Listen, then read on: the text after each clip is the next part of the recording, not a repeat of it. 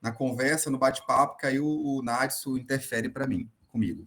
Eu fechei o meu, como minha tela estava muito poluída aqui, eu acabei fechando o bate-papo, então eu não estou visualizando. O que eu quero falar com vocês outra coisa, assim, a gente vai começar essa conferência. Eu tenho um convidado legal, especial, que é o Rodrigo Branco. Ele é um dos meus líderes de monitoria, apesar de estar aparecendo pouco, mas ele me ajuda nessa conferência. Eu acho bem legal ele ter essa participação.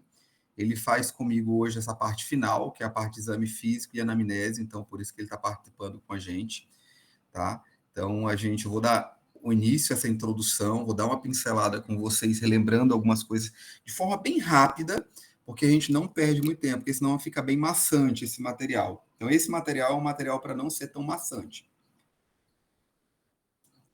Outra coisa que eu quero falar com vocês não tem problema nenhum vocês entrarem na minha fala, se quiserem fazer alguma pergunta, tá? Não precisa nem levantar a mão, que às vezes eu não vou ver. Então, se chama professor, fala o nome, né? E pode começar a pergunta se assim for necessário. Tá bom, gente? Ok, professor. Rodrigo, podemos começar? Tranquilo, professor. Então, ótimo. Nádio, você está nos ajudando aqui também. Obrigado, Nádio, pela participação. Tá? Então, como eu falei, a gente vai relembrar algumas coisas. A gente vai falar um pouquinho sobre, de forma bem rápida, fisiologia, vamos falar um pouquinho, mostrar um pouquinho a estrutura anatômica, só para que a gente comece esse semestre de forma mais tranquila, mais apanhada. Então, essa atividade era para ser uma das primeiras atividades de fato. Né? Eu já conversei com vocês algumas vezes, então acaba ficando repetitivo o que eu estou falando, mas por isso que ela está acontecendo nesse momento. E por isso que ela é basicamente o que vocês viram. E se vocês entenderem, nós montamos essa atividade de uma forma que ela pega um pouquinho de tudo, ela fala um pouquinho de eletro, fala um pouquinho, bem resumido, mostra algumas imagens. Então, é basicamente o que a gente vai trabalhar de forma detalhada no decorrer do ciclo, né? Então, dúvidas que vão ter agora vão ser sanadas no decorrer do semestre, eu tenho certeza. Então, como eu falei, é uma revisada e basicamente um spoiler de algumas coisas que a gente vai trabalhar. Basicamente isso, tá bom? Então, a gente vai falar um pouquinho dessa fisiologia cardíaca, mas a segunda parte, ela entra nessa semiologia, tá? Então, a gente começa mostrando as estruturas. Vocês estão conseguindo ver a imagem, só para confirmar? Tá todo mundo vendo esse slide do coraçãozinho rodando? Tá, beleza. Então, faz tanto tempo que eu não faço aula online que eu estou destreinado. Mas vamos lá, Rodrigo, pode passar, por favor. Então, quando a gente fala da função cardíaca, é importante a gente pensar na localização do coração, tá? Então, ele fica dentro da caixa torácica, ele sobrepõe o diafragma, então é importante que a gente entenda que ele fica apoiado sobre o diafragma, mais à frente a gente tem uma imagem de mediastino como um todo, então vocês vão conseguir entender um pouquinho melhor, relembrar. Ele fica abaixo do externo, né? E adiante da coluna. Então, anatomicamente, geograficamente falando, no corpo, essa é a estrutura que ele vai se encontrar, nessa região que ele vai se encontrar. Tem duas pleuras, né, entre eles, e essa estrutura ela tem um ápice voltado para o lado esquerdo. Então, quando eu falo dessa angulação do coração, é extremamente importante quando eu vou lá para a elétrica. Então, a elétrica a gente vai falar muito disso, que é esse movimento que o coração tem. Porém, além disso, ainda tem uma onda, que ela anda de onde para onde. Então, se vocês avaliarem a estrutura do coração, o coração ele está inclinado, então é como se o ápice dele estivesse, a base dele estivesse mais a posterior e o ápice dele mais anterior. Então, ele está de trás para frente, posterior anterior, e da direita para a esquerda. Basicamente, essa é a conformação. Isso é muito importante, porque isso vai acontecer lá em fisiologia elétrica, que é da onde que a onda corre. A onda, basicamente, corre nesse mesmo sentido que a conformação do coração. Pode passar, Rodrigo? Vou ser rápido, como sempre, tá, gente? Para não ficar muito maçante. Então, lembrando, o coração, basicamente, ele tem o tamanho de um punho de um adulto, isso de um adulto, né? Essa segunda imagem, basicamente, fala o que eu acabei de falar, que é a posição que ele está dentro do tórax. E aí a gente tem outra imagem só para complementar. Pode passar, Rodrigo. Estou pedindo para o Rodrigo passar porque eu estava com um probleminha aqui e pedi para ele gerenciando essa questão do slide, tá, gente? Então, olha, quando eu volto lá a falar daquele primeiro, daquela descrito lá, então eu tenho aí mostrando para vocês diafragmas, estruturas bem conformes. Então, o coração, ele fica bem apoiado sobre o diafragma mesmo. Então, alguns problemas respiratórios são diretamente ligados, intimamente ligados com a função cardíaca, né? Não só falando de fisiologia, mas falando de parte anatômica mesmo. Então, essa região mediastinal que a gente tem, então eu tenho o mediastino anterior, mediastino posterior, mediastino médio, então é importante que vocês lembrem disso também. Pode passar, Rodrigo, vai ser tudo muito rápido, a gente quer imagem, e como eu falei, a gente vai ver isso detalhado. Como, por exemplo, aqui, ó, quando eu olho lá em raio-x, quando a gente está olhando o raio-x, e falando principalmente do raio-x torácico, a gente tem as estruturas cardíacas que são visíveis ao raio-x. Então, todas as estruturas que vocês estão vendo aqui, e se vocês tirarem esse tracejado, essa linha, vocês conseguem identificar botão aórtico, região ventricular, a aorta descendente, entendeu? Então, tudo isso vocês vão conseguir ver, as silhuetas cardíacas. Então, isso é importante que vocês entendam. Aqui no primeiro imagem, a gente tem um póstero anterior, né, um raio-x, e no outro um raio-x de perfil, tá? Então, são as situações que vocês vão acabar vendo essa área cardíaca. Pode passar, Rodrigo? Bem rápido. Câmaras cardíacas, é importante que eu entenda que a gente tem 4 câmaras, relembrando, 2 átrios, 2 ventrículos, e dentro dessas câmaras eu ainda tenho as estruturas extremamente importantes, que são as válvulas, né? Que aí eu tenho a válvula tricúspide, mitral, né? A aorta e a pulmonar, que são as principais estruturas que podem vir a ter algum comprometimento quando a gente fala lá de ausculta cardíaca. Pode passar, Rodrigo, bem rápido mesmo.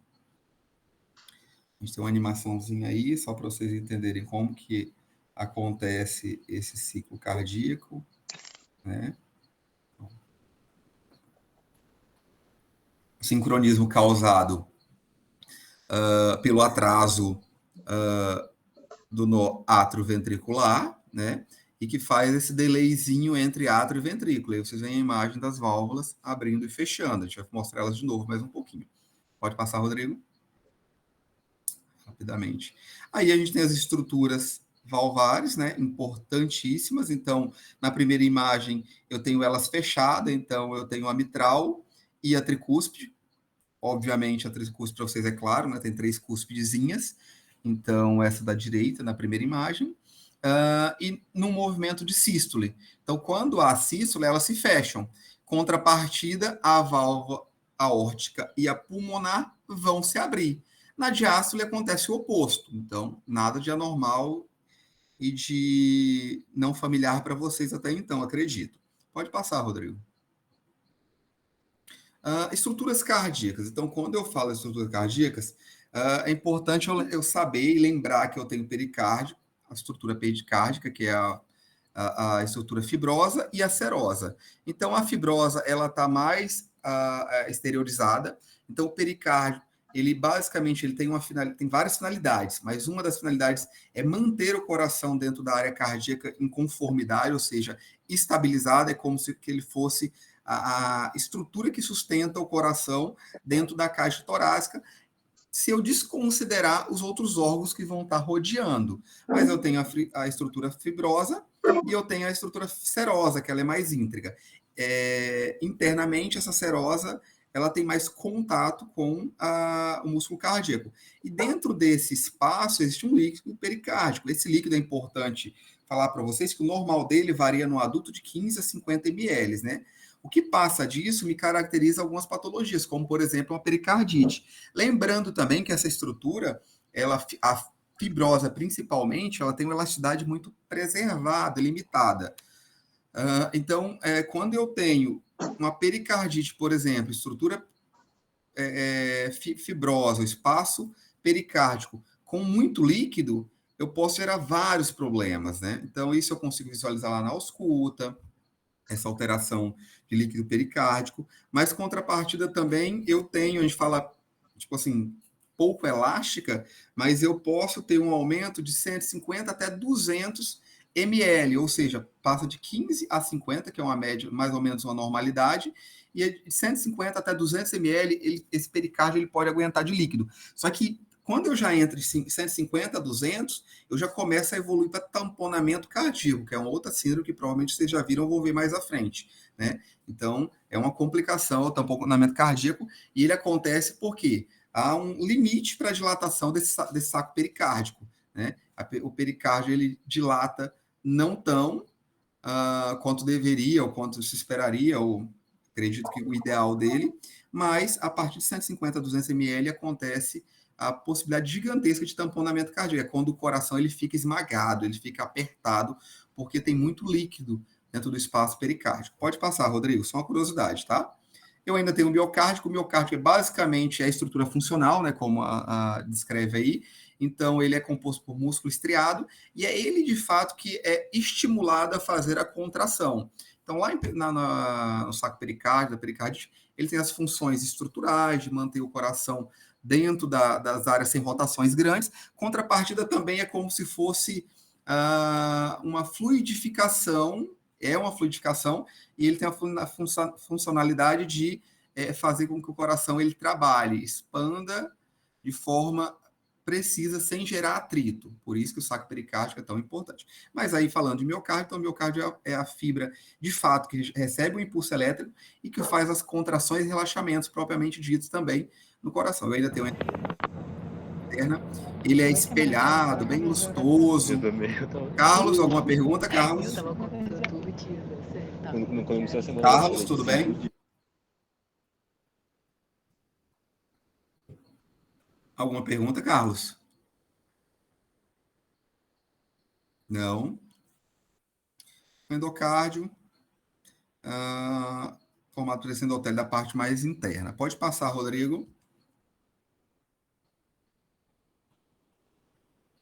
Olha aqui, ó, imagem mostrando as estruturas que eu acabei de falar. Então, tem o pericárdio, ele está bem detalhado aí nessa imagem, o Rodrigo está apontando para mim, e aí ele está como um saco fibroso, e basicamente, quando a gente tem contato com uma área cardíaca real e ativa, é uma estrutura bem semelhante a essa, né?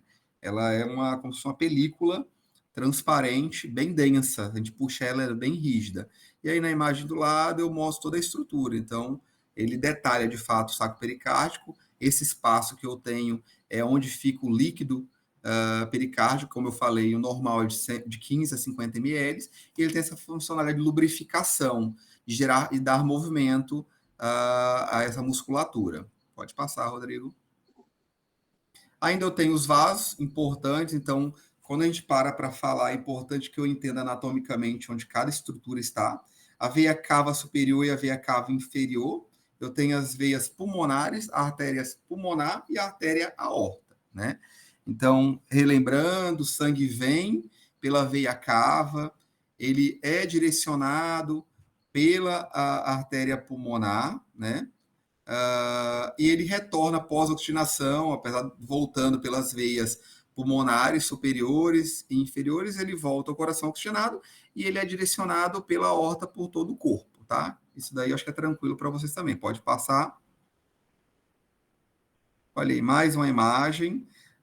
Essa imagem é bem interessante, porque quando a gente fala lá de raio-x, essa curvatura aí da aorta, que é onde no raio-x a gente fala que é o arco aórtico, é onde muitas vezes a gente tem aneurisma, alterações em imagens relacionadas ao próprio raio-x, a gente consegue visualizar. Não é tão expressivo em raio-x, outros exames são mais detalhistas, mas a gente consegue ver um aneurisma de aorta, por exemplo, visualizando o raio-x. Pode passar, Rodrigo. As artérias pulmonares, responsável por fazer a hematose, por fazer a troca gasosa, né? Levam e trazem os vasos para o coração. Pode passar, Rodrigo. Aí é a circulação coronariana, então a gente tem as estruturas, um angiograma aí mostrando, em uma imagem 3D, mostrando quais são as principais estruturas coronárias que irrigam o próprio coração. Então, tem um papel muito importante que vocês relembrem, detalhem elas, porque quando a gente fala de infarto agudo do miocárdio, são essas estruturas que a gente quer, de fato, entender, normalmente estão comprometidas e geram morte tecidual, né? Pode passar, Rodrigo. Olha aí, só imagens ilustrativas do que a gente acabou de falar, como de fato acontece, tudo para relembrar na cabeça de vocês mesmo. E aí tem na imagem da direita o passo a passo, por onde o sangue entra, por onde ele vai. Acabei de falar na imagem anterior, mas basicamente só para fixar melhor. Pode passar, Rodrigo. Sistema circulatório como um todo, né? Então, grande e pequeno sistema circulatório, que forma o ciclo cardíaco e circulatório como um todo. Pode passar, Rodrigo. Aí a gente detalha esse ciclo, não vou entrar nessa imagem agora, a gente fala um pouco dela melhor lá em eletro, tá? Então é basicamente o ciclo cardíaco, o enchimento das câmaras atriais, né? Depois a gente tem o fechamento das válvulas, né? Tricúspide e, volta, Rodrigo, mitral, faz a contração ventricular, o sangue é ejetado pela artéria, e assim a gente completa o ciclo. Mas mais na frente a gente vai detalhar isso mais em elétrico. Pode passar, Rodrigo.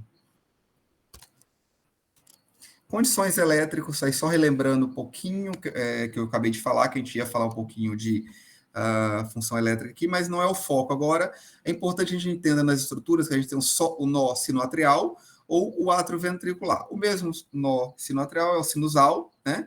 Então, ele tem como função gerar o ritmo cardíaco específico do coração.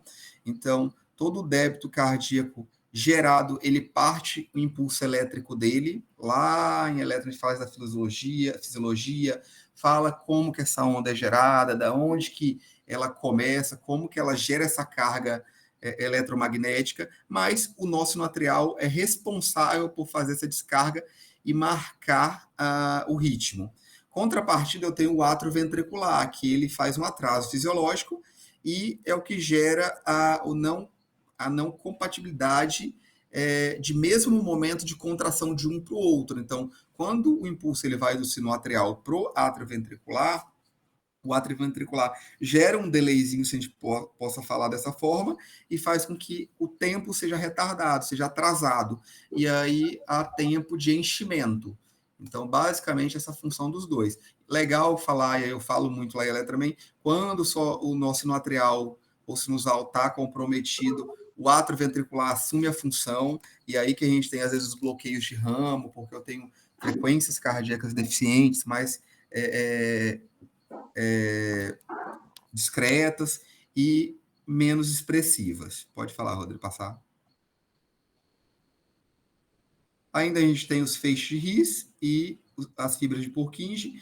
O feixe, ele é responsável, ele é a estrutura mais macro, é como se eu tivesse eu tenho dois feixes, um direito e esquerdo, e aí com dois ramos, e eles fazem a condução os lados cardíacos, tanto direito quanto esquerdo. E as fibras de Purkinje é que faz a distribuição ventricular, que propiciam uma contração miocárdica efetiva. Pode passar. Aí eu tenho uma imagem, eu não sei se ela está ativando, dá um toque, Rodrigo, para ver se ela vai fazer o impulso elétrico. Ah, não, essa não corre. Basicamente, ela está mostrando a estrutura que a gente acabou de falar, então tem o nó sinoatrial e o nó atrioventricular um pouco mais abaixo, tá? O impulso ele começa do sinoatrial, como eu falei, e ele direciona para o atrioventricular e ele é distribuído pelo RIS e as fibras. Pode passar. Completa novamente o ciclo, essa imagem que vocês já viram anteriormente. Pode passar. Aí eu tenho as formações, as projeções gráficas do ciclo cardíaco. Então, quando eu olho esse QRS lá em eletro também, é importante que eu entenda que essa morfologia de onda P, QRS e a onda T, elas são fases de contrações cardíacas. Então, se vocês olharem para essa imagem da direita aí, a onda P, que está lá em amarelinho, é a contração atrial. Eu tenho segmentos, que a gente não fala os segmentos aí, mas lá em eletro de detalha também um pouco melhor. E o QRS é a contração ventricular. A onda T, o relaxamento e o retorno do enchimento vascular ventricular, tá? Mas é importante que vocês entendam que esse complexo QRS, ele basicamente ele expressa uma função mecânica do coração. Pode seguir, Rodrigo. Estamos chegando na tua parte, que é onde interessa. Esse controle neuronal do coração, tá? Ele vai tanto aumentar as atividades de movimento cardíaco, ele vai redistribuir o fluxo sanguíneo para as diferentes do corpo, e ele controla a questão de estar muito rápido, se a pressão sanguínea está mantida de forma ideal, e aí a gente tem as aminas entrando nesse momento aí e gerando aumento de débito, diminuição de débito, aumento de força de contração e diminuição de força de contração. Pode passar. E aí a gente tem o sistema autônomo e o simpático. Pode passar. Não vou detalhar, tá? Pode passar, Rodrigo. E aí, assim, só para lembrar de algumas observações, eu vou ler isso porque é importante. É importante ficar atento que o ciclo cardíaco envolve todo o evento elétrico, mecânico e sonoro. Então, quando a gente dá essa relembrada rápida aqui da investigação, entra lá naquele primeiro momento que eu falei. Todo o ciclo cardíaco, ele desempenha funções elétricas. Então, eu olho o eletro, a mecânica e a sonora. Então, eu consigo ver a parte mecânica tanto no eletro, quanto no raio-x, quanto na ausculta. Mas eu também consigo identificar nas auscultas cardíacas alterações mecânicas e muitas vezes associadas, normalmente associadas a distúrbios elétricos. Então, é um todo. O ciclo cardíaco, ele participa de função elétrica, mecânica e gera produções sonoras, tá? A sístole é dividida em 3 partes: contração isovolumétrica, ejeção rápida, que é a ejeção rápida, né? E a ejeção lenta. Então é importante entender. E a diástole é dividida em 4 partes: relaxamento isovolumétrico, enchimento rápido e enchimento lento, e a contração atrial, tá? Esses conhecimentos são necessários para o entendimento da fisiologia cardiovascular e a aplicação da semiologia. As curvas de pressão são úteis para entender o funcionamento ventricular e para obter medidas de suas funções. Então, basicamente, a gente precisa entender essas questões pressóricas também, a gente vai falar nas aulas mais à frente, para que vocês consigam compreender o coração como um todo e as possíveis patologias envolvidas nesse processo, que são muitas, né? Elas variam por idade, elas variam por peso corpóreo, então tem várias situações que podem gerar alterações de investigação. Pode passar. Tá? Essa parte é a parte só para relembrar, então é muito rápida, porque a gente compreende que isso é mais batido, né? Ou deveria ser mais batido, e que os outros eixos vão trabalhar. Então, por isso que a gente faz de forma muito rápida. Agora é a parte prática, né? É o que entra, de fato, em habilidades médicas. Antigamente, a gente fazia só essa parte. E aquela pincelada do que ia ser trabalhado, a gente deixava para trás. A gente mudou isso, porque a gente percebeu que fazendo de forma ainda muito rápida, mas que vocês conseguiam assimilar um pouco melhor. Tá bom? Pode começar, Rodrigo. Opa, e aí, galera, dá para me ouvir? Eu estou te ouvindo, não sei os meninos. Beleza. Então, o que a gente vai fazer? São 2 aulas em uma, né? Que a gente gosta de fazer, eu e o professor Rodrigo. Então, a gente vai primeiro ver uma parte de anamnese e depois a gente vai para a parte de exame físico do sistema cardiovascular. E o que é importante só a gente relembrar aqui? A anamnese é um mundo, né? Então, a anamnese é uma coisa que vai acompanhar a gente desde do primeiro período até vocês decidirem não ser mais médicos, entendeu? Então, é uma coisa essencial. E aí, o que a gente está fazendo aqui? A gente tenta deixar uma coisa sistemática para ficar melhor da gente entender. Quando a gente for fazer a anamnese do sistema cardíaco, vamos falar primeiro em questão de avaliação, né? Nas práticas do HMP. A gente vai se basear naquele modelo de anamnese do Porto ou do propedêutica que vocês viram no HMP1. Então, a gente vai pegar aquela parte de anamnese lá do HMP1, todos aqueles itens são importantes para a coleta da história, só que a gente vai dar um foco no sistema cardíaco. Então, o que é bom a gente saber? Que quando a gente for para o ISDA, a gente vai parar lá no sistema cardiovascular e vai destrinchar, entendeu? Então, a gente vai fazer o ISDA completo e depois a gente vai fazer as perguntas específicas do sistema cardiovascular. Então, vocês têm acesso ao checklist. Eu acho que não é mais o tempo da gente chegar e ficar listando todos os itens de identificação que vocês têm que saber na hora. Como que a gente vê a HDA, os sintomas guia. Então, vocês viram tudo isso aqui de anamnese no primeiro semestre, vocês provavelmente reviram no segundo também. E agora, no terceiro, a gente vai ter uma oportunidade de ver de novo 2 vezes. Uma agora, no sistema cardiovascular, e outra lá no sistema respiratório. Então, para a prática, o que vai acontecer? A gente vai ver o sistema cardiovascular, fazer a anamnese dele completa, mas quando chegar lá na parte do ISDA, a gente vai focar em perguntas do sistema cardiovascular. Por quê? Porque provavelmente, isso a gente está falando da simulação, né? O paciente ele vai estar com algum sintoma específico do sistema cardiovascular. O porto e o propedêutica, eles trazem algumas diferenças quanto aos sintomas específicos. Aqui, que vocês têm no checklist e o que vocês estão vendo aí na tela, são os que vão ser cobrados. Pode confirmar, professor, é isso mesmo? É isso. Vão ser os que vão ser cobrados no sistema cardiovascular. Isso. É o que a gente vai Perfeito. trabalhar com isso, porque há uma discreta divergência, né? E a gente detalhou alguns que diminuam a possibilidade de confusão entre vocês. Então, esses são os que a gente vai trabalhar. Isso. E mais uma pergunta que toda aula alguém tem, e pode ser que alguém tenha, é o seguinte: do porquê tantas divergências e da questão da diferença desses sintomas aqui do sistema cardiovascular para o aparelho respiratório. Essa diferença, ela, na vida real, ela praticamente não existe, mas a título de didática, a gente separa, porque a gente sabe que o sistema cardiovascular e o sistema respiratório, eles estão muito ligados, entendeu? Então, se vocês pegarem algumas literaturas, vocês vão ver até que tem sintomas que eles vão Se chocar, confundir. se confundir, entendeu? Então, por exemplo... Isso que o Rodrigo está falando por exemplo, por que a gente não colocou dor aí? Entendeu? Dor é presente. Seria um dos sintomas, mas a gente não coloca porque ele confunde. Exatamente. Coloca precordialgia. Proposital a gente não colocar ele dessa forma, entendeu? Um Para que clássico, não gere dúvida. um clássico é cianose, né, professor? Cianose, se vocês forem ver, ele está no sistema Muito respiratório. marcado, muito característico do sistema respiratório, mas problemas cardíacos são diretamente ligados. Uhum. Beleza, gente? Então, o que a gente vai fazer?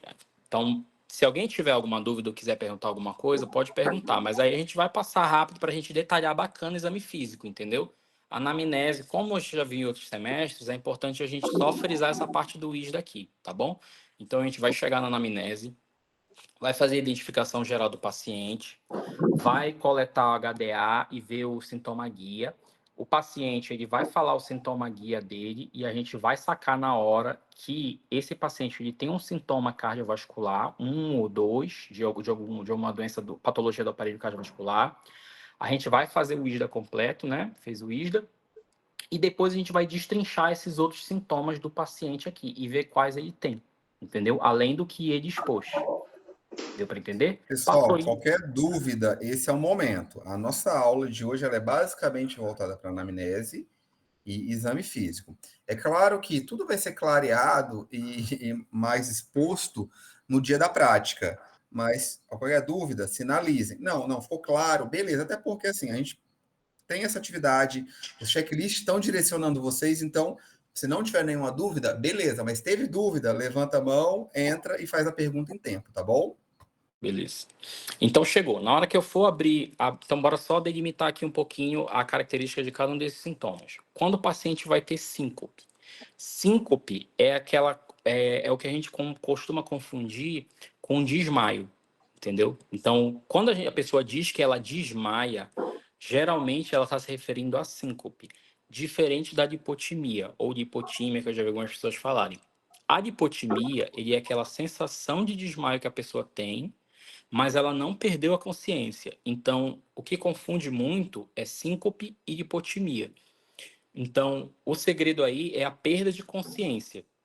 Então, a síncope, a pessoa tem ali aquele, vamos dizer assim, desmaio, entre aspas, e ela perde a consciência.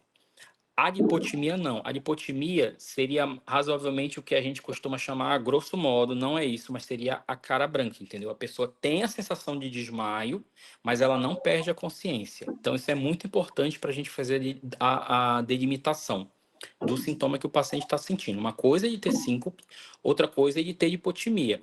Outras práticas a gente pode abordar mais, como explorar síncope para definir a patologia que a pessoa tem. Então, faz manobra de Valsalva, pode ser algum defeito, uma cardiopatia congênita, enfim. Mas o que interessa agora é saber diferenciar.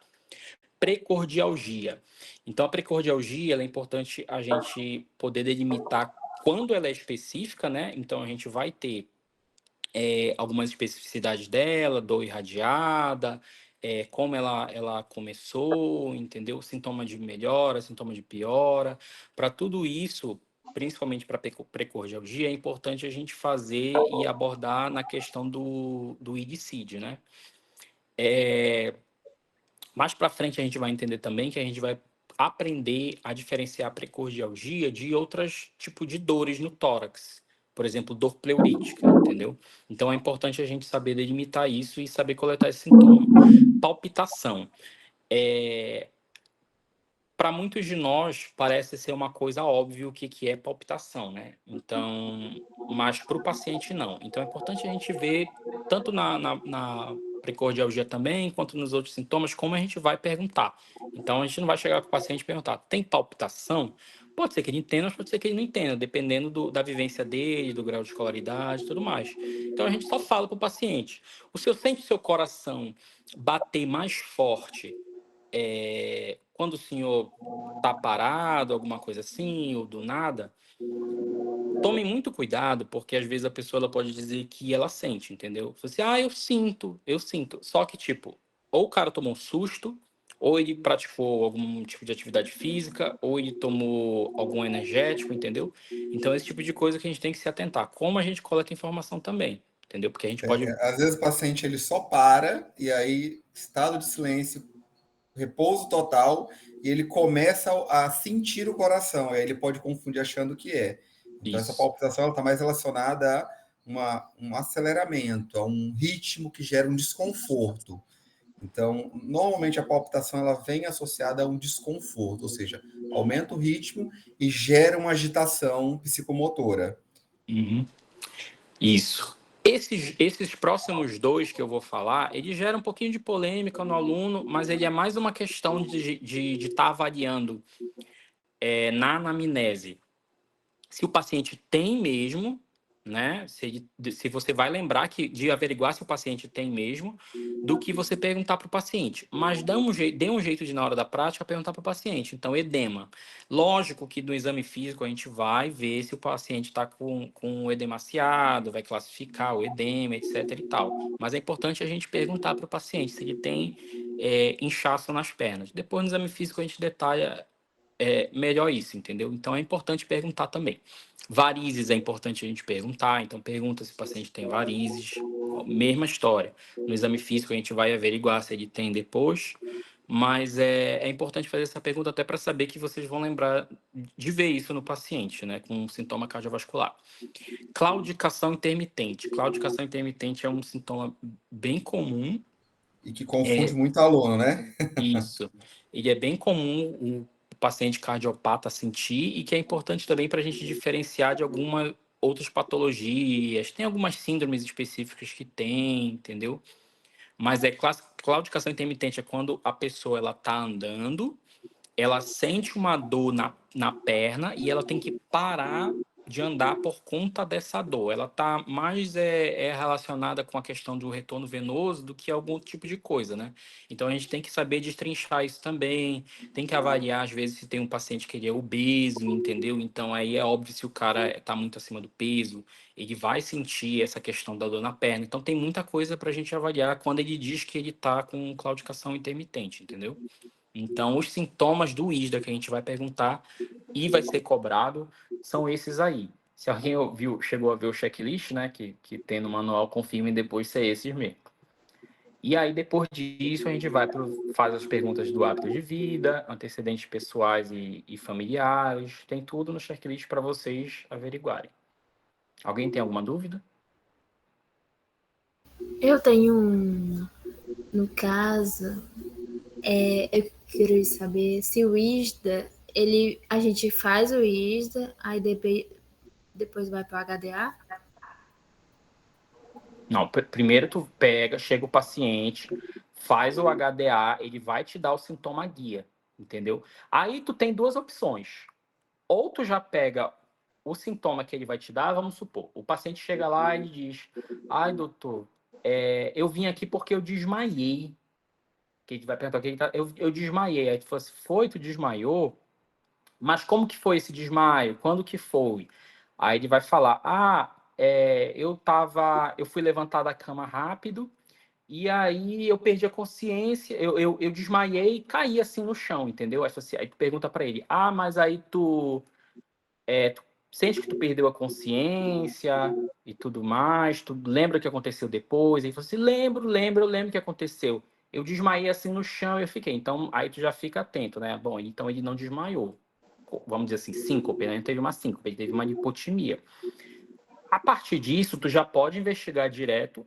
Na minha época, eu investigava direto os outros sintomas, né? Fazia o IDCID adaptado do sintoma que ele tinha, já investigava os outros e depois eu fazia o ISDA completo. Da cabeça, dos olhos, do ouvido, entendeu? Ia descendo para os outros sistemas. Mas eu acho que o professor Rodrigo permite tu chegar, destrinchar só o sintoma que ele tem e depois no ISDA do cardiovascular tu ver os outros sintomas, entendeu? Além desse só que ele trouxe, que ele só trouxe um, né? Ele só trouxe hipotimia. Eu acho que é possível as duas formas, professor? Não, não tem problema. A gente precisa entender que vocês conseguem fazer o todo, e aí, se você quer detalhar antes ou no decorrer da avaliação, pode ser feito. Não tem problema. Isso para mim não. A gente pode até definir isso no dia da prática, de fato, só como que vai ser feito, mas não, falando de antemão, isso não compromete a minha avaliação a respeito do nível de conhecimento de vocês, né? Essa questão da lipotimia 5, só uma curiosidade, assim, às vezes para o paciente, ele não sabe escrever muito bem. Então, muitas vezes a gente pergunta se tem alguém próximo que consegue, que relatou, se ele ficou desacordado ou não, porque às vezes o paciente fica confuso em algumas situações.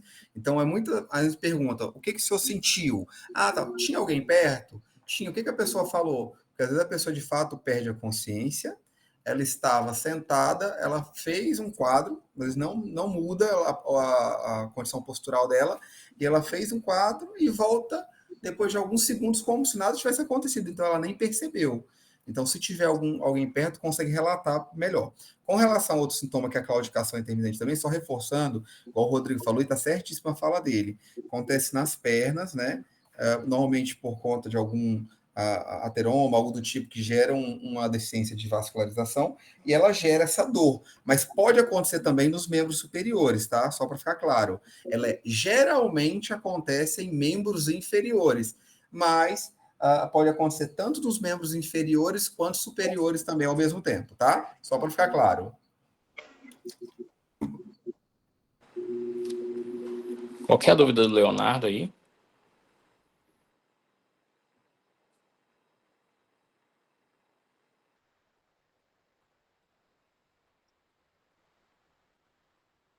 Tem os outros, né? Tá. Dispneia, tem no roteiro mesmo esses, porque esses são mais característicos também, pode ser característico também do sistema respiratório, né? Mas dispneia é a sensação que a gente tem de falta de ar, né? No respiratório, o que a gente tem? A gente tem esses sintomas de dispneia mais separados. Então, além da classificação de dispneia, que a gente não usa, né? Mas a gente tem. Deixa eu ver que sintomas tu falou. Ela mais separada. Então, a gente vai ter a dispneia, a gente vai ter a dispneia paroxística noturna, que é aquela falta de ar que o paciente tem mais à noite. A gente tem ortopneia, que é o paciente que, quando ele está em decúbito, ele tem dificuldade de respirar. A gente tem a platipneia, que ele já tem dificuldade de respirar em pé, de respirar melhor deitado. E a gente tem a trepopneia, então a gente tem várias classificações de dispneia. Sibilância. Sibilância a gente tem a gente é muito frequente de ver em asma. Não sei se vocês já chegaram a ver paciente asmático, ele faz aquele que a gente chama de sibilo, né? E cianose. Cianose é quando a gente tem as nossas extremidades azuladas, entendeu? Por isso que quando vocês forem ver no exame físico, que a gente vê as extremidades do paciente. Então, ele pede para ver o lóbulo da orelha, a ponta do nariz, a gente vê a ponta dos dedos, para a gente procurar sinais de cianose, né? Então, o sinal de cianose ali, a gente tem algum problema de perfusão relacionado a algum problema cardíaco. Astenia, ela é um sintoma que ele se confunde bastante com fadiga, mas a fadiga ela já tem a ver com a perda da função do paciente, né? É como se fosse uma fadiga que já está atrapalhando ele de fazer as atividades diárias dele. A astenia nada mais é do que aquela fraqueza muscular como um todo. Então, Isso. a astenia, ela é uma fraqueza, e a gente tem a miostenia, que é muito comum em algumas patologias, dengue, o paciente, tá miostênico, tá com a fraqueza muscular, entendeu? E são características importantes da função cardíaca. O paciente está manifestando muita fraqueza, pode ser diretamente relacionada à função cardíaca. Pode ser uma disfunção de eletrolíticos, algo do tipo, mas pode estar diretamente relacionada à força de contração muscular, deficiência de oxigenação e irrigação tecidual, e gera a astenia também. Com relação a essa questão do que está ou que não está no checklist, eu tinha esquecido desse detalhe. A gente vai usar tudo que está no checklist, né? Essa dispneia, sibilância, porque faz parte da nossa literatura de apoio, só que para as atividades práticas de execução, a gente não coloca essas que confundem vocês. A gente deixa só essas que está sendo apresentada no slide, entendeu? Porque geram muitas dúvidas. Essa questão da dispneia gera muita dúvida, muita confusão com a investigação respiratória. E como o Rodrigo falou, elas estão intimamente ligadas. Função cardíaca e respiratória estão ligadas. Na prática, eu não sei se eu já comentei com vocês, mas eu costumo falar isso, que a gente, no aprendizado, a gente diferencia o que é cardio e o que é respiratório. Mas no consultório, igual o Rodrigo falou, é feito ao mesmo tempo.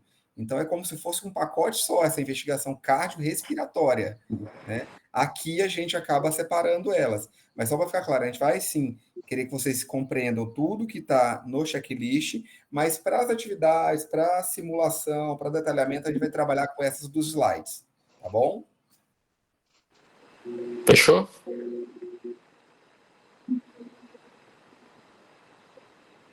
Alô? Pode continuar, Rodrigo. Beleza. Então, beleza.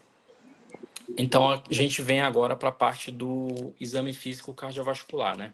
Deixa eu ajeitar aqui para ver se eu consigo. Vocês estão vendo? Opa.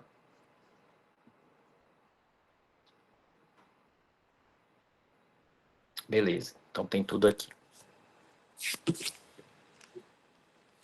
Então, beleza.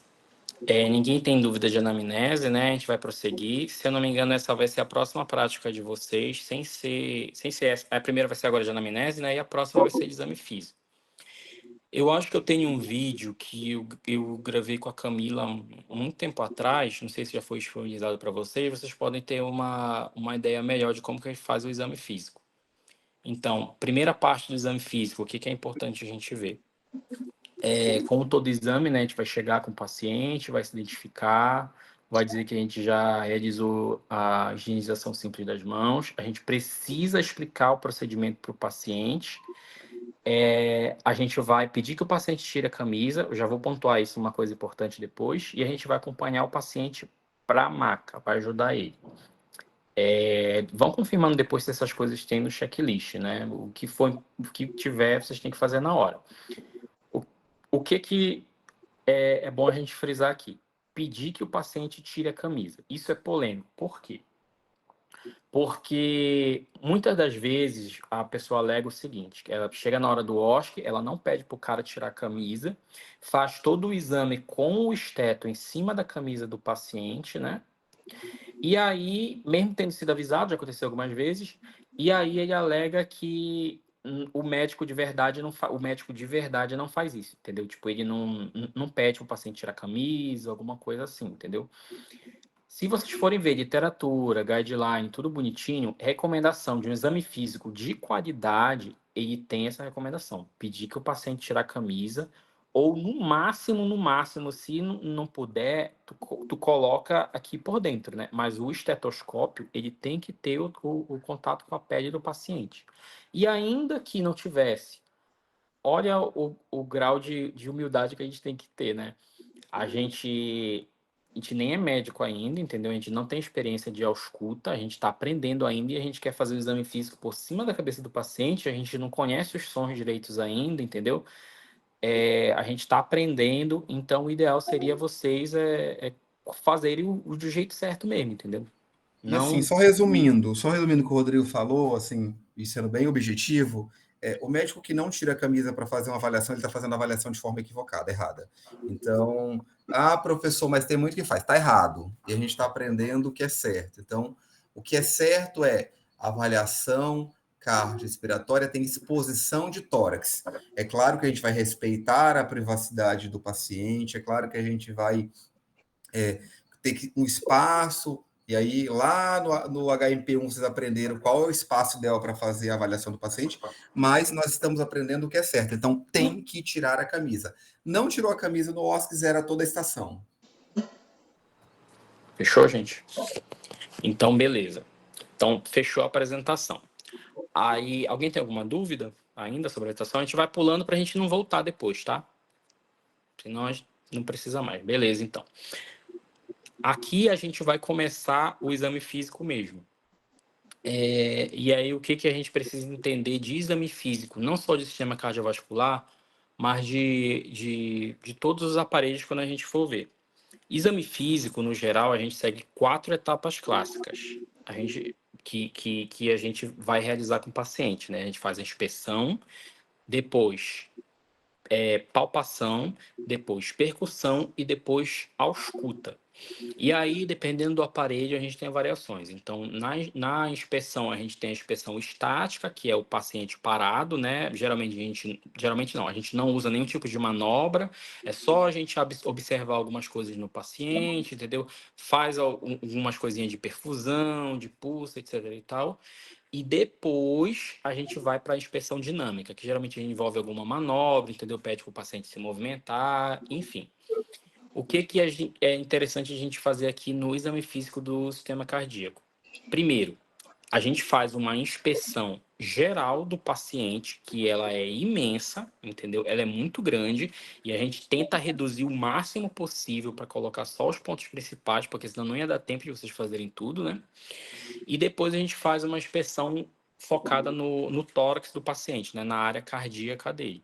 Então é isso que a gente vai combinar aqui. Então, na inspeção geral, o que a gente vai fazer com o paciente? O paciente vai estar lá, vai pegar ele, vai sentar ele na maca, ele vai estar sem camisa, e aí a gente já vai observar sinais de cianose nesse paciente. Então, a gente vai pegar e ver sinais de cianose, de sudorese anormal, vai pegar nele, ver se a pele dele está fria. A gente vai avaliar as mucosas, tanto a mucosa ocular quanto a mucosa oral, entendeu?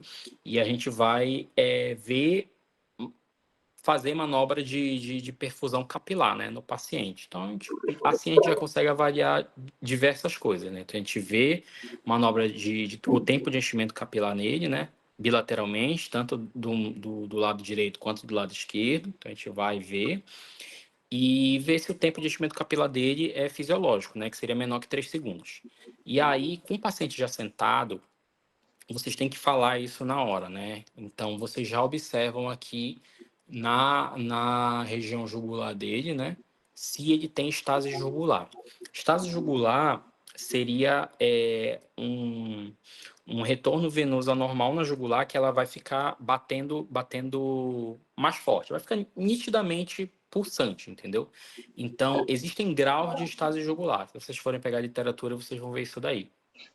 Esse do paciente em 90 graus, se ele querer sentado, seria o pior estado, entendeu? Então, tipo, o pior estado dele é ele sentado com a estase jugular. Da feita que a gente for, se a gente estiver vendo, né? Por quê? Porque quando a gente vai deitando o paciente, da feita que a gente vai deitando, a gente vai modificando o curso do retorno venoso.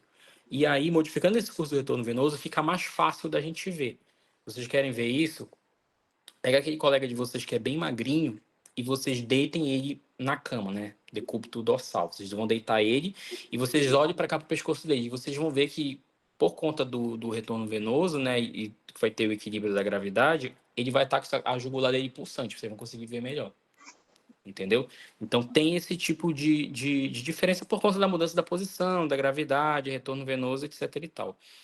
Então, esse é o pior caso que tem. O paciente se vocês conseguem ver ele com turgência jugular, sentado, e tem alguma coisa errada, entendeu? Então, aí vocês vão observando. Essa é a primeira vez que vocês vão observar se o paciente está com turgência jugular. E vocês têm que falar isso lá na hora do exame físico, da inspeção. Tá, alguém tem alguma dúvida?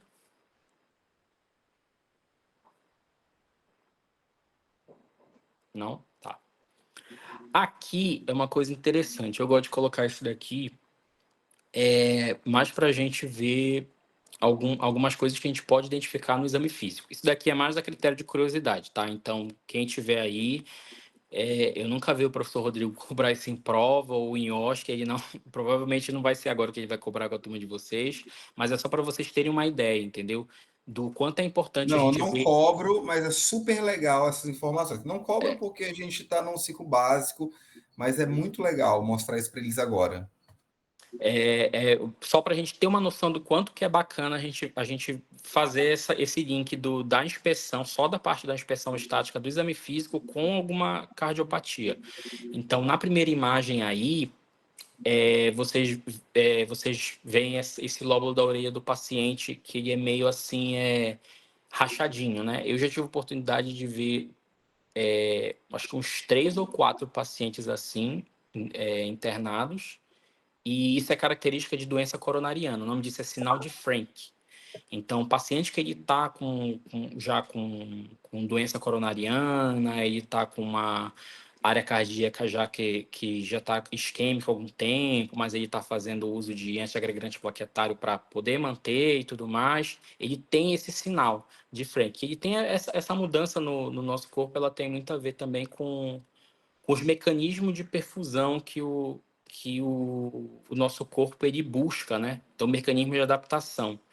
Então, ele tem essa dobrinha no lóbulo da orelha dele, né? E, curiosamente, depois que o paciente ele faz alguma coisa para modificar essa parte esse problema que ele tem, essa cardiopatia que ele tem, por hipoperfusão no coração, ele retorna ao normal depois de um tempo, entendeu? Depois de um tempo ele vai, por exemplo, vamos supor que ele faça uma ponte de safena. Ele vai lá, faz a ponte de safena e ele tem uma revascularização. Aí ele volta ao normal. Porque o corpo entende, né, que ele já não precisa mais buscar esses mecanismos de outras formas de perfusão. Aí embaixo a gente tem nódulo de Osler e Genway, né? A lesão de Genway. Essas duas elas são características de endocardite infecciosa, né? Então a gente consegue ver que a gente observar esse tipo de alteração no paciente pode dar um indício para a gente de endocardite. Então é só interessante a gente ver isso daí.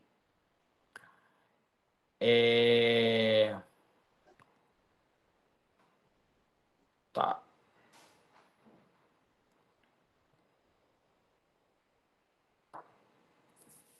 Só ver uma coisinha aqui. Eu acho que está comido um slide, né, professor?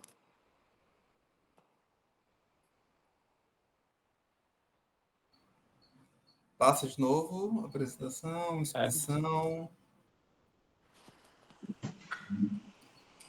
palpação. Tá.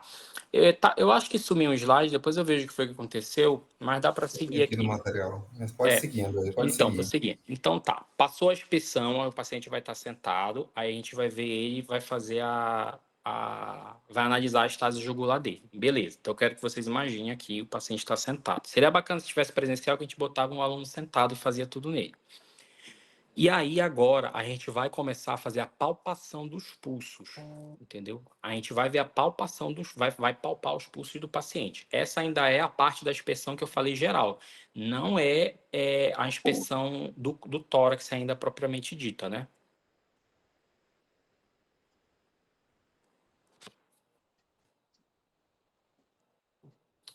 Tá certinho. É porque tá aqui, eu botei palpação aqui. Mas não era para eu botar palpação, porque ela ainda é do sistema cardiovascular. Perdão, gente. Então tá certinho aqui.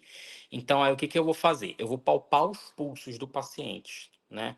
Quais são os pulsos que eu vou precisar palpar? Então, eu vou palpar, o paciente está sentado, está sem camisa, eu vou palpar com ele sentado.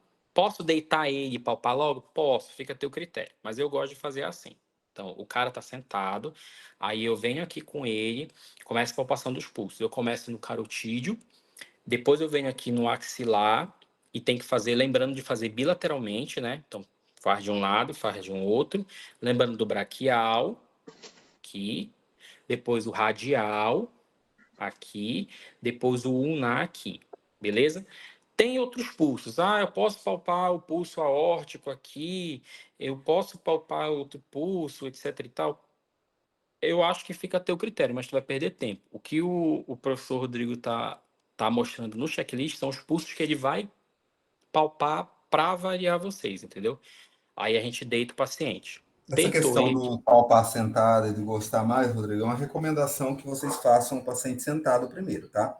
O que que acontece? Pensem num paciente cardiopata, idoso, então você vai ter que fazer a palpação sentada. Aí você deita ele, depois você tem que levantar ele para fazer sentado, então segue o fluxo. Naquele momento, você está fazendo a inspeção estática, começa para dinâmica e ele está sentado, já faz a palpação dos pulsos sentados, depois faz as palpações com ele deitado.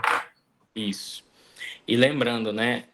Pulso, principalmente o carotídeo, a gente não a gente palpa bilateralmente, mas a gente não palpa simultaneamente. Principalmente se um paciente idoso, o cara vai o senhorzinho vai desmaiar, entendeu? Então é bilateralmente, mas jamais simultaneamente, entendeu? Então, beleza. Deitou o paciente. Então, o que a gente vai continuar? Vai com o pulso femoral nele, né? A gente vai palpar o pulso femoral. Obviamente, a gente vai pedir licença. Depois vai para o poplíteo, a gente vai palpar o poplíteo. Depois a gente vai para o tibial posterior. E depois a gente vai para o pedioso. Outras pessoas antigamente chamavam dorsal do pé, o pulso pedioso. É a mesma coisa. E aí, quando a gente for palpar o pulso, é importante a gente averiguar ritmo, frequência, amplitude e simetria, né? Então a gente fala que são essas as características que a gente tem que avaliar. E obviamente a simetria do pulso a gente vai averiguar palpando de um lado e palpando do outro, né? Se eles estão simétricos, beleza? Aproveitando que o paciente está deitado, o próximo passo que a gente vai fazer é ver como está a perfusão Mediante essa fala do Rodrigo, então, pessoal, Rodrigo, eu posso palpar só de um lado, depois voltar palpando só do lado? Não. Palpo um pulso de um lado e do outro. Mudo de pulso. Entendeu? Porque senão eu não consigo ter a propedêutica efetiva, o peso propedêutico, que é comparação dos Isso, pulsos. perfeito. E aí a gente já aproveita para ver a perfusão dos membros inferiores. Então é importante a gente averiguar isso daí. Porque está deitado, a gente já está palpando o pulso lá de baixo, entendeu? A gente já resolve isso daí. Depois a gente vai averiguar a questão do edema. A gente pode ver o sinal de Godet, né, o cacifo que a gente faz, pressiona ali e a gente tem as caracterizações de edema. Aí é importante agora a gente fazer o seguinte: quando a gente deita o paciente, isso daí na hora da prática lá, acho que o professor Rodrigo vai explicar melhor para vocês. Mas a gente vai pegar e vai angular a maca, né? A gente vai angular a maca em 30 a 45 graus. É isso, né, professor? Que faz a angulação lá? 30 a 45 graus da cabeceira dele. Isso aí. Entendeu? Angulou a maca, o que eu já vou observar? A turgência jugular a 45 graus, né? Vai deixar o paciente lá e eu já vou observar aqui, entendeu? Se ele está com turgência jugular a 30 ou 45 graus, que é um grau mais leve. Aí eu já vou e faço manobra do refluxo hepatojugular, entendeu? Então, o que é a manobra do refluxo hepatojugular? Eu venho aqui na região do fígado do paciente, aqui do lado direito, por debaixo do reboto costal dele, eu vou e pressiono bem essa região do fígado, entendeu? Pressionando ela por alguns segundos, eu peço ao paciente, eu flito a cabeça dele para o lado contralateral e eu vou observar a jugular dele. Quando eu faço essa palpação, essa pressão, eu vou ter um aumento do retorno venoso aqui do paciente. Essa é a manobra do refluxo hepatojugular. E o que eu preciso saber disso? Eu preciso saber que em pacientes que são cardiopatas, eles não têm esse retorno venoso, ele demora muito mais do que 40 ou 60 segundos para voltar. E em pacientes que são fisiológicos, ele rapidamente volta ao normal, entendeu? O fisiológico é, quando eu pressiono aqui, na região do fígado, ele já volta ao normal bem rápido, cerca de 30 segundos, 40 segundos depois, entendeu? Isso com o paciente angulado, entendeu? Então, essa é a manobra que vocês vão ter que fazer lá. O que a gente tem que atentar para trazer para a vida real? Em pacientes que têm já algum histórico de alguma cardiopatia, ICC, ou alguns pacientes que têm cardiopatia secundária, algum problema hepático, né, tipo cirrose, alguma coisa assim, eles já têm um comprometimento já do fígado deles, e é complicado a gente chegar lá e palpar o fígado dele, né? Tipo, pode ter inflamação da cápsula de Gleason, porque o fígado mesmo, no cara não vai sentir dor. Mas aí se inflama já a cápsula de Gleason, aí já vai sentir dor. Então é sacanagem eu chegar lá, eu sei que o cara tá sentindo dor, aí para fazer essa manobra eu vou e aperto lá, né? Isso é importante para vocês para a vida real. E também já tem outras manobras, o professor Rodrigo gosta de falar, né, professor, que em vez de tu apertar o fígado, vocês apertam uma outra região que é a mesma intenção, é para ter retorno venoso e eu poder observar se o paciente tem essa estabilização hemodinâmica dele. É isso, professor? O Rodrigo só falou da manobra hepatojugular, então a gente precisa conhecer ela, mas ela pode ser facilmente substituída, como ele falou, e às vezes é muito comum, porque fazer a palpação hepatojugular, ela é desconfortável. Coloca a mão em garra na região que ele mostrou, por baixo do arco costal, ou seja, em cima do fígado, e faça a palpação. Então, ela é uma manobra extremamente eficiente, mas desconfortável.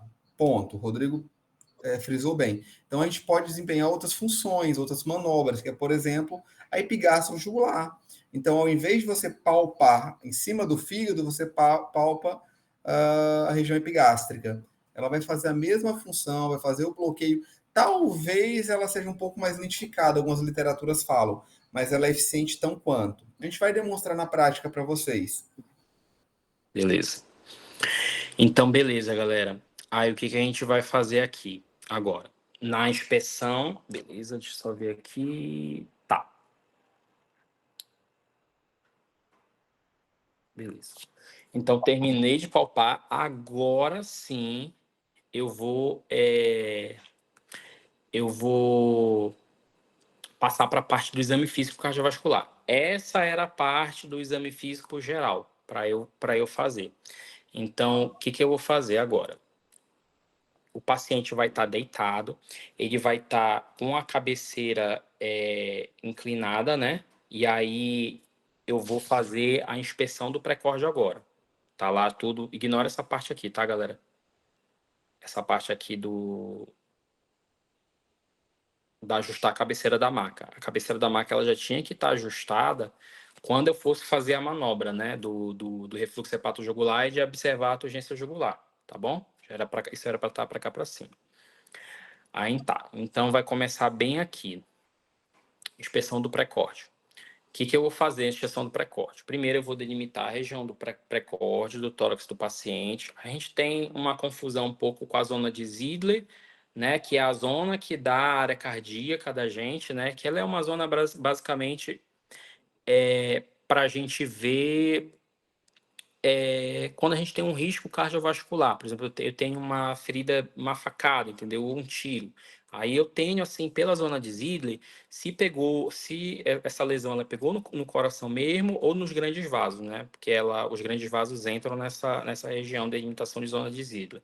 Ela tem lá no propedêutico coisa dela, a delimitação dela. E a gente tem também a delimitação da área cardíaca, né? Da área do pré-córdio. Então, a gente delimita essa região do pré-córdio primeiro, e nessa região do pré-córdio, a gente faz a inspeção do paciente. O que a gente tem que ver? Um olhar tangencial, eu já explico isso do olhar tangencial, eu vou procurar assimetria, depressão, abaulamento e pulsação visível. O que é importante aqui?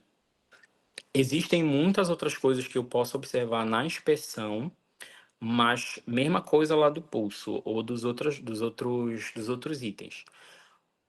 Ele só vai cobrar essas 4 porque são as mais importantes e é que entende que a gente tem que ter uma preparação de entendimento. Existem outras, sempre tem aluno que traz, eu li em tal livro que é importante ver se tem cicatriz. Eu vi em tal livro que é importante ver se tem mancha ou alguma coisa, entendeu? Então, fica a critério, entendeu? Então, acho que vai ser cobrada, vão ser essas, beleza? Então, aí tem essa questão do olhar tangencial, e se vocês forem ver em vídeo de YouTube ou outro tipo de coisa, até guideline mesmo, exame físico, ele recomenda que seja visto esse olhar tangencial. Então, vamos supor que o paciente esteja sentado aqui e vocês estão aqui do lado direito dele. Vocês vêm para cá, ele está levemente inclinado, né? E vocês veem assim com o olhar tangencial. Em alguns casos, tem, por exemplo, pulsação do ictus cordis, que é a batida do coração, né? Daqui a pouco a gente fala um pouquinho disso. A gente consegue ver só com esse olhar tangencial, entendeu? Então, na hora da prática, eu acho que alguém vai demonstrar isso melhor para vocês entenderem. Então, é importante vocês lembrarem de fazer essa questão do olhar tangencial e da questão de se manter ao lado direito do paciente. Mostrar, Rodrigo. Perfeito. Tá. Então, vamos lá. Agora a gente vai começar com a palpação do pré-córdio. E aí, o que é importante a gente ver aqui? A palpação do pré-córdio e a ausculta são os mesmos focos. Então, se eu aprender eu aprendo todos. Depois eu vou dar um macete para vocês gravarem, né? Então, o que a gente vai fazer? Tem alguma especificação, professor, de qual foco começar, né? Por exemplo, às vezes o aluno começa de baixo para cima ou de cima para baixo. Eu lembro que a gente sempre começava de cima para baixo, né?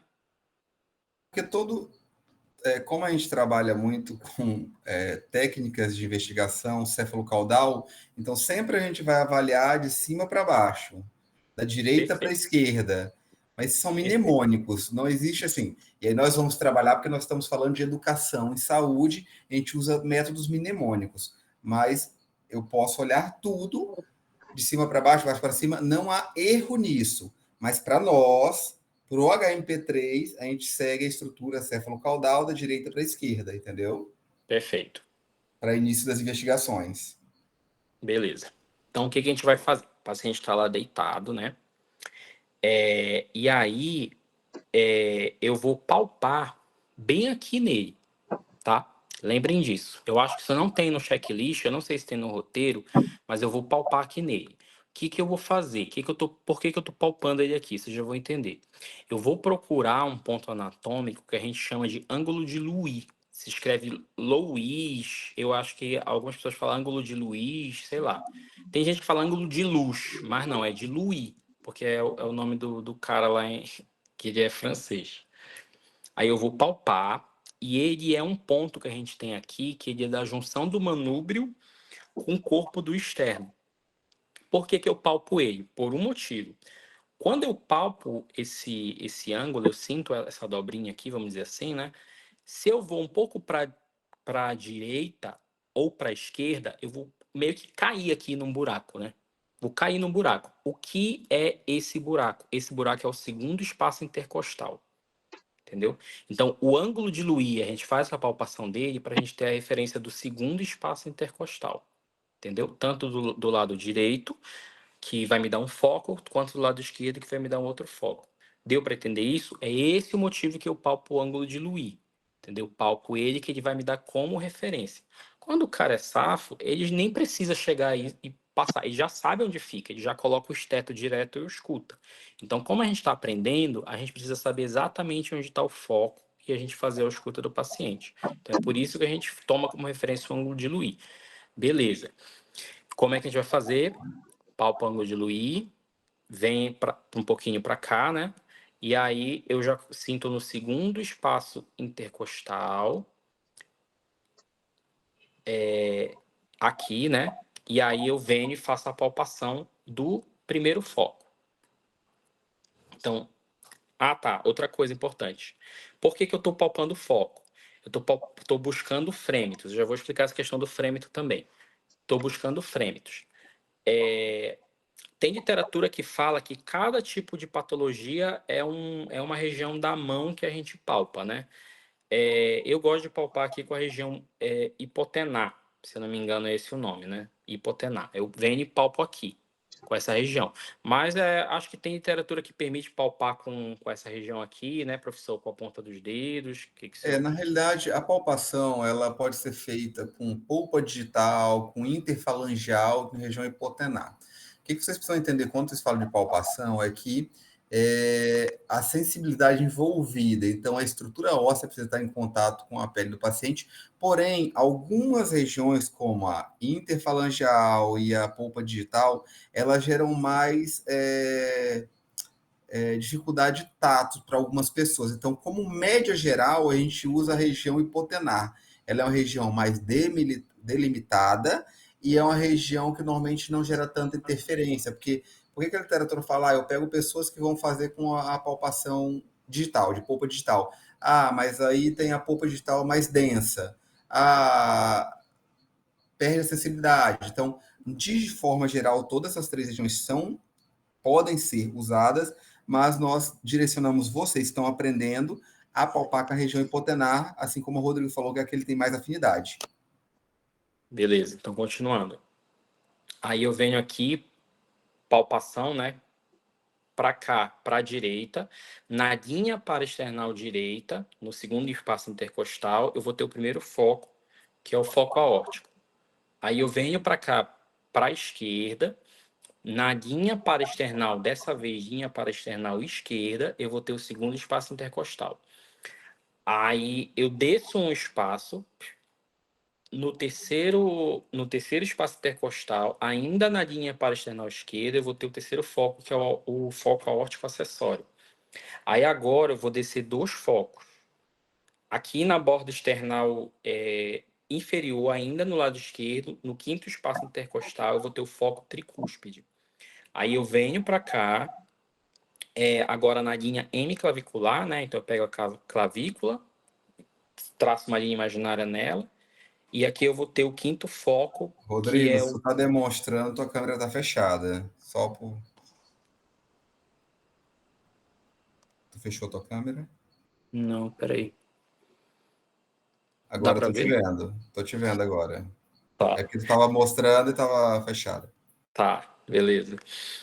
Então tá. Então aqui no segundo espaço, no segundo espaço intercostal, na linha para external esquerda. Aí, enfim, eu parei aqui no quinto, quando eu venho para cá para o quinto, que é o foco tricúspide, só que dessa vez no quinto espaço intercostal eu tenho foco tricúspide. Aí eu venho e palpo.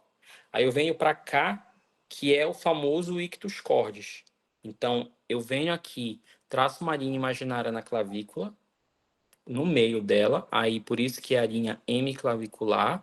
Venho aqui embaixo e eu faço a palpação do quinto foco, que é o mitral, que coincide com o ictus cordis. A gente já vai falar um pouquinho dele aqui. Tem só uma especificação com relação ao ictus cordis, que é o seguinte: o ictus cordis a gente faz a palpação dele, tem uma especificação com 2 polpas digitais, que é para a gente poder mensurar ele. É isso, né, professor? É porque, na realidade, eu preciso fazer a mensuração dele. Então, eu tanto posso palpar com a região hipotenar, eu faço a palpação, mas eu tenho que progredir com a polpa digital para conseguir fazer a medição dele. Então, tem gente que, como tem a sensibilidade na região hipotenar, está treinado a hipotenar, faz todos os focos hipotenar, porém, a hora que chega nele, faz hipotenar e polpa digital, que é onde você mede o tamanho do ictus. Perfeito. Então, beleza. Eu venho no foco mitral e aí eu faço a palpação do ictus cordis. Aí tem... O que é o ictus cordis, né? O ictus cordis, ele é a ponta do coração batendo na caixa torácica, né? E aí a gente consegue sentir ela, a gente consegue mensurar ela. Vamos dizer assim, o ponto mais forte que a gente tem da ausculta. E aí a gente consegue fazer essa mensuração do ictus cordis com as polpas digitais. Se a gente tiver alguma dificuldade, tem algumas manobras. Eu acho que não sei dizer se vai ser cobrado isso, mas a gente consegue botar o paciente em decúbito lateral esquerdo e pede para ele colocar o braço aqui atrás da cabeça, né? E aí a gente vem com as 2 polpas digitais e palpa o ictus cordis dele. E aí a gente consegue caracterizar, né? Se é o fisiológico mesmo, que é 2 polpas digitais, se está aumentado, se está diminuído, entendeu? Alguém tem alguma dúvida? Essa manobra que o Rodrigo falou, a gente vai demonstrar ela. É a manobra de paixão, né? Ela tanto a gente consegue aproximar a ponta do coração na caixa torácica, em alguns pacientes que têm maior densidade adiposa, obeso mesmo, e tem um pouco de dificuldade de palpar, então você faz isso, você aproxima a ponta do coração da caixa, e ainda você consegue também ver a mobilidade com essa manobra. Quando você faz esse movimento, você vê o quanto que desloca para um lado ou para o outro também a área cardíaca. Perfeito. Eu vou só dar uma olhada aqui. Eu acho que eu não tenho mais esse cheque.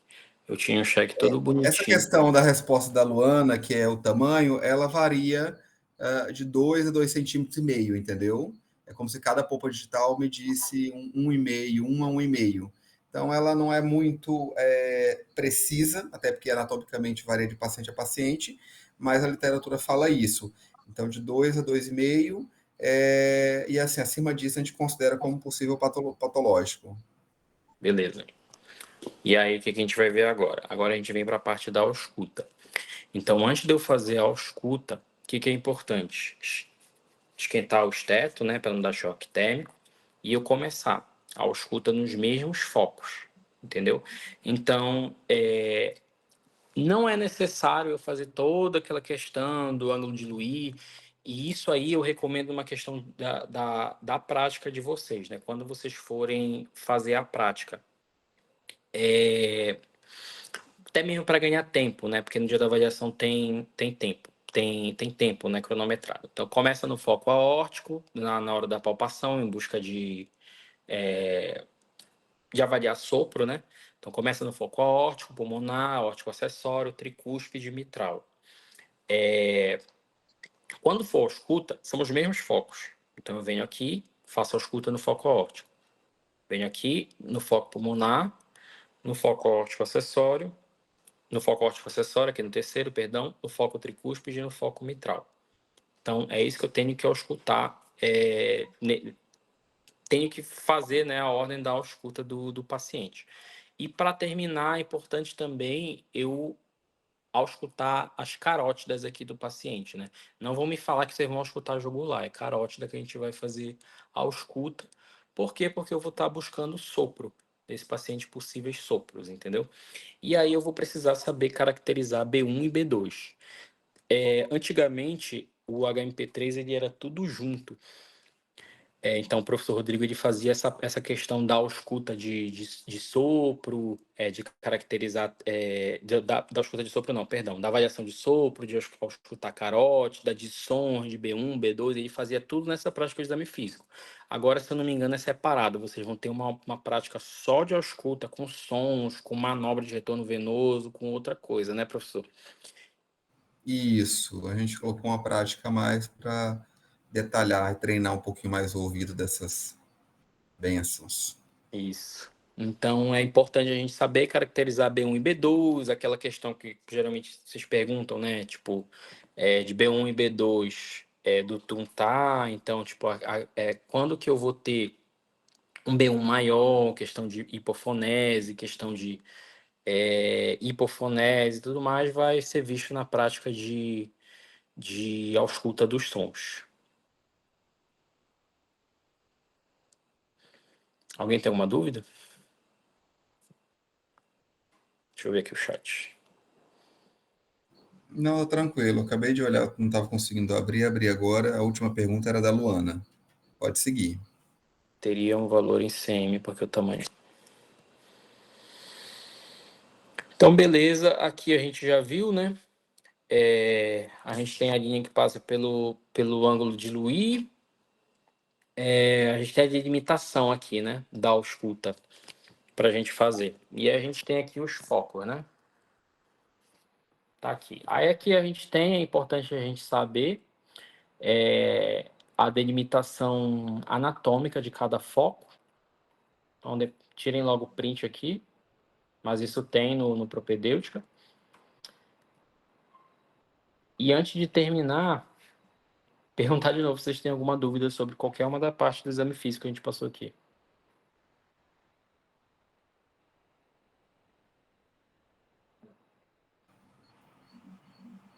Pessoal, essa é a hora. Se não tiver dúvida, a gente fecha.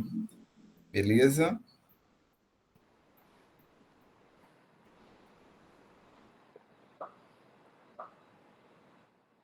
Não, a gente não disponibiliza slide. O slide, na realidade, a gente atualiza ele constantemente, então pode ser passivo de erro. O que a gente vai fazer é autorizar a gente autorizou a gravação, né? Então, quem não estava presente, então provavelmente alguém gravou. Acredito que alguém gravou. Pessoal, então é isso, já que ninguém tem nenhuma dúvida, a gente vai encerrar, tá?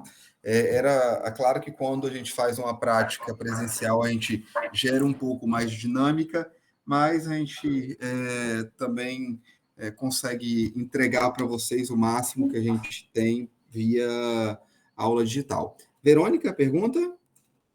Pode fazer, Isso, depois eu prof, eu tenho concluo. uma pergunta. É que a gente estava trocado lá sobre a inspeção do pré-córdio. Aí eu fiquei em dúvida se o Rodrigo falou que era para a gente colocar em ajustar a cabeceira da maca no finalzinho da palpação. E aí eu só fiquei em dúvida exatamente onde começa a inspeção do pré-córdio mesmo. Em que momento daqueles itens lá? Não.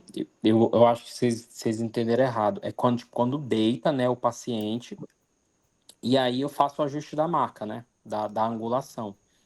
Mas tu quer dizer a palpação do pré-córdio mesmo, propriamente dita, né?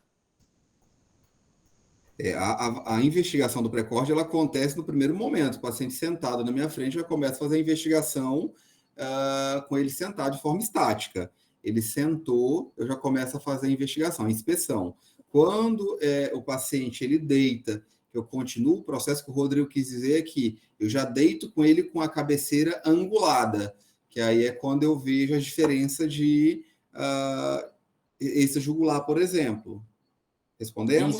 é porque o slide estava errado lá, Verônica. Eu tinha colocado. Eu não sei se eu falei na hora, eu acho que eu falei que eu tinha colocado aquele item da angulação no lugar errado, que não era para estar. Mas na prática também a gente vai fazer o passo a passo, vai ter a demonstração, entendeu? Então, se for um de vocês que vai fazer a demonstração, a gente vai fazer a correção depois. Vou avaliar se vai ser um de vocês, se vai ser um monitor, se você eu mesmo, né? Sempre que eu falei para vocês. Mas a gente corrige. Então, mediante o que está no checklist e mediante o que a gente falou agora, a gente vai ter a possibilidade de, na prática, ver como que funciona. Aí, professor, eu vou fazer o seguinte. Aquele vídeo que a gente disponibiliza para os alunos, eu vou mandar para o Nadson para ele ver se ainda tá igual da nossa época, né? Aí, se tiver Eu ok. não lembro, aquele vídeo era muito legal, eu não lembro qual que era a ordem, então só para não gerar divergência, porque a gente fala assim, gente, existem várias formas de fazer a mesma coisa correta, né? Então o que a gente quer só é padronizar para não confundir a cabeça. Então, essas questões das ordens, então, às vezes, confundem vocês. Numa situação real, às vezes não atrapalha muito, mas como a função é pedagógica, então a gente vai só dar uma olhada nesse vídeo. O Rodrigo manda o vídeo, a gente dá uma revisada, o Nath dá uma revisada, ver se está igual como a gente está cobrando, e a gente disponibiliza. Mas, assim, é bem legal aquele vídeo. A gente usava ele antes, né? Aí só que pode ter mudado alguma coisa, eu acho que o aluno ele pode depois alegar que não estava igual no vídeo, entendeu? Então eu acho melhor o Naidson dar uma revisada nele. É só ver se está mediante o que a gente está cobrando, se tiver ok, ele disponibiliza. Tá, beleza. Então fechou, né? Mais alguma coisa, pessoal? Se não, Rodrigo, muito obrigado. Você é fera, para variar. Sabe disso, né?